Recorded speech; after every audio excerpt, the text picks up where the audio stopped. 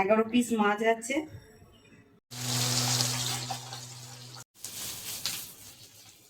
এবার ভালো করে একটু কষে নিলাম।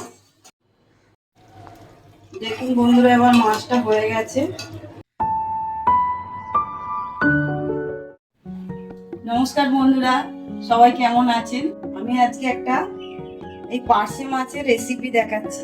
11 পিস মাছ আছে, আমি ধুয়ে নুন হলুদ মাখিয়ে রেখে দিয়েছি। আমি নিয়েছি একটা পেঁয়াজ, ক্যাপসিকাম, টমেটো আর কাঁচা লঙ্কা 8টা নিয়েছি। আর এটা আছে সর্ষে বাটা, পোস্ত বাটা। এবার আমি মাছটাকে ভাজবো।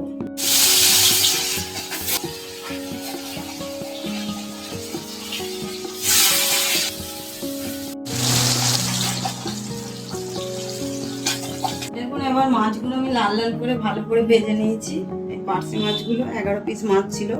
দিয়ে এবার পেঁয়াজটা দিয়ে দিচ্ছি। একটা পেঁয়াজ দিয়েছি মাঝারি সাইজে।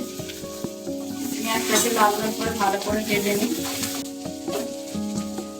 তারপরে কাঁচা লঙ্কা দেবো, কাঁচা লঙ্কার পরে ক্যাপসিকাম দেবো। এটা আপনারা ধনে পাতাও দিতে পারেন, আমি ক্যাপসিকামটা দিয়েছি। ভালো করে লাল লাল করে ভেজে নিয়েছি। এরপর টমেটো দেবো, সর্ষে বাটা, পোস্ত বাটা দিয়ে দিলাম। দিয়ে সামান্য জল দেবে।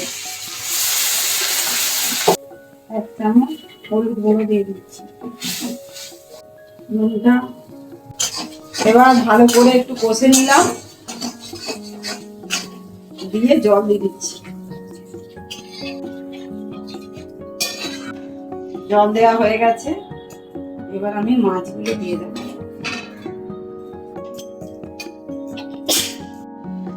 মাছটা একটু হোক ততক্ষণ আমার বারান্দায় চলুন, আপনাদের দেখাচ্ছি আমার অ্যাটেনিয়া গাছ কেমন হয়েছে। দেখুন বন্ধুরা, আজকে এত সুন্দর অ্যাটেনিয়া ফুল হয়েছে, আপনাদের না দেখিয়ে থাকতে পারলাম না। আমার ফুলগুলো দেখুন কত সুন্দর হয়েছে।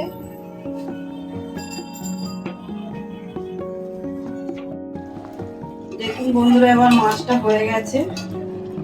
এবার আমি কড়া থেকে নামিয়ে দেব। আপনাদের কেমন লাগলো অবশ্যই জানাবেন। সবাই ভালো থাকবেন, সুস্থ থাকবেন। নমস্কার।